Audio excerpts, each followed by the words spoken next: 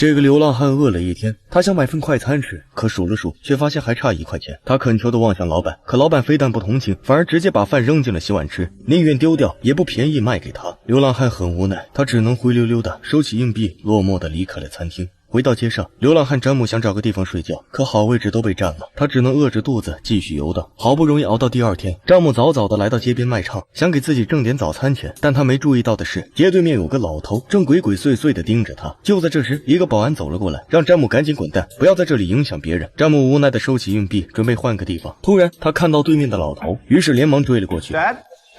父親本來想假裝沒看見，可兒子追到跟前，他也不能不認。看到親爹這個樣子，詹姆的心裡很不是滋味。不過他還是鼓起勇氣問父親說，聖誕節的時候能不能一起吃個飯。然而聽到兒子要來吃飯，父親卻面露難色，支支吾吾。這時後媽走了過來，看到詹姆，他眼神裡滿是嫌棄，讓父親趕緊走，不要在這裡和詹姆囉嗦。等後媽走遠，父親偷偷地遞給詹姆50塊錢，交代了2句，便急匆匆地離開了。父親的冷漠讓詹姆沒了賣唱的心思，他回到社區安排的救濟房，可剛要開門，卻看到有只可愛的貓咪窩在門口一動也不動。詹姆趕緊上前查看，卻發現貓咪身上有血，像是受了很嚴重的傷。他趕緊脫下外套，把貓咪輕輕地抱了起来。很快他們就来到寵物救助站，但這裡排隊的人很多，詹姆有些為难，他問前台能不能把貓咪先放在這裡，可前台卻說不行。沒辦法，詹姆只能老老實實等着。唯一值得慶幸的是，貓咪全程都不吵不鬧，乖乖地躲在衣服裡，好奇地觀察着身邊的一切。然而詹姆沒想到，這一等就等到了深夜，眼看賣唱的黄金時段就要到了，詹姆很慌，他抱起猫咪，打算先去卖唱，等明天再来。詹姆急匆匆走到门口，可前台却叫住他說，現在輪到他們了，等着做手術吧。詹姆很無語，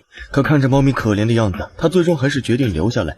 猫咪的手術很成功，詹姆雖然沒去賣唱掙錢，可看到猫咪沒什麼大礙，心裡也很高興。不料就在詹姆去前台取藥时，前台卻讓他支付醫藥費。詹姆愣了愣，這裡不是免費的救助站嗎？女人說是啊，救助免費，但藥得收錢啊。詹姆很無奈，他從褲兜裡掏了半天，掏出來1把硬幣，但這根本不夠。詹姆哀求着說，能不能看在貓咪的面子上少收一點。女人沒有說話，只是直勾勾地盯着他。詹姆嘆了口氣，又從另外的褲包裡掏出父親給的50塊錢，說這是他所有的家當。女人看他這麼窮，說不買藥也行，只是傷口會好得慢。詹姆看着可憐的貓咪，果斷地把錢遞了過去。然而詹姆萬萬沒想到，就是這麼一個小小的善舉，卻改變了他一生的命運。